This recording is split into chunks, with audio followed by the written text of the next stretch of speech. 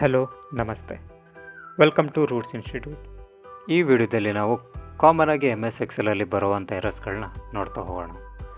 ಎಕ್ಸೆಲಲ್ಲಿ ಹೆಚ್ಚು ಕಮ್ಮಿ 8 types of errors ಇರುತ್ತೆ. ನಾವು ಅದರಲ್ಲಿ ಮೇಜರಾಗಿ 4 ಟೈಪ್ಸ್ ಆಫ್ ಎರರ್ಸ್ಗಳನ್ನ ಸೆಲೆಕ್ಟ್ ಮಾಡಿಟ್ಟಿದ್ದೀವಿ. ಅದನ್ನು ಹೇಗೆ ಹ್ಯಾಂಡಲ್ ಮಾಡಬೇಕಂತ ನೋಡ್ತಾ ಹೋಗೋಣ. ಮೊದಲನೇದು NA ಎರರ್.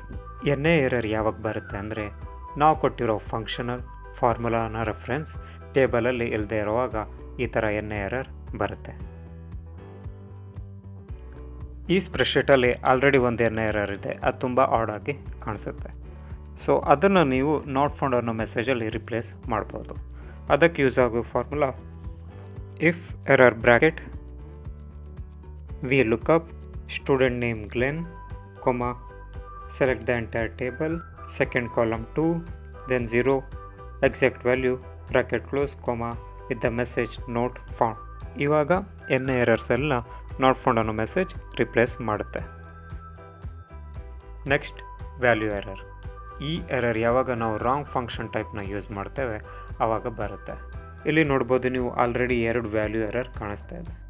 ಒಂದು ಕಾಲಮಲ್ಲಿ ಆ್ಯಸ್ ಎ ಡೇಟ್ ಕನ್ಸಿಡರ್ ಆದರೆ, ಇನ್ನೊಂದು F ಕಾಲಮಲ್ಲಿ ಆ್ಯಸ್ ಎ ಟೆಕ್ಸ್ಟ್ ಅಂತ ಕನ್ಸಿಡರ್ ಆಗುತ್ತೆ. ಸೊ ಇದೆರಡರ ಫಾರ್ಮ್ಯಾಟು ಡಿಫ್ರೆಂಟ್ ಆಗಿರುತ್ತೆ. ಸೊ ಆವಾಗ ಈ ಥರ ವ್ಯಾಲ್ಯೂ ಎರರ್ ಬರುತ್ತೆ. ಸೊ ಅದನ್ನು ನಾವು ಸಾಲ್ವ್ ಮಾಡೋದಕ್ಕೆ sum if error bracket F26 - E26 format error ಅಂತ ಮೆಸೇಜಿಂದ ತೋರಿಸ್ಬೋದು.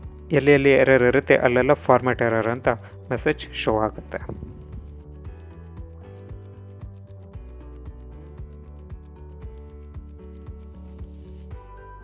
Next type of error division by 0 error.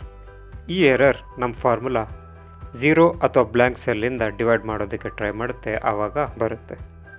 ಈ ಸ್ಪ್ರೆಡ್ಶೀಟಲ್ಲಿ ನೀವು ನೋಡ್ತಾ ಇರ್ಬೋದು, ಒಂದು ಆಲ್ರೆಡಿ ಡಿವಿಷನ್ ಬೈ 0 ಎರರ್ ಕಾಣಿಸ್ತಾ ಇದೆ. ಡಾಟಾ ಟೇಬಲಲ್ಲಿ ಡಿವಿಷನ್ ಎರರ್ ಶೋ ಆಗೋದಕ್ಕಿಂತ ಅದನ್ನು ನಾವು 0 ಅಂತ ರಿಪ್ಲೇಸ್ ಮಾಡ್ಬೋದು. ಅದಕ್ಕೋಸ್ಕರ ನಾವು equal to if error bracket select the cell divided by select one more cell, 0. So ಇವಾಗ ಡಿವಿಷನ್ ಎರರ್ ಇರೋ ಕಡೆ 0 ಅಂತ ರಿಪ್ಲೇಸ್ ಆಗುತ್ತೆ.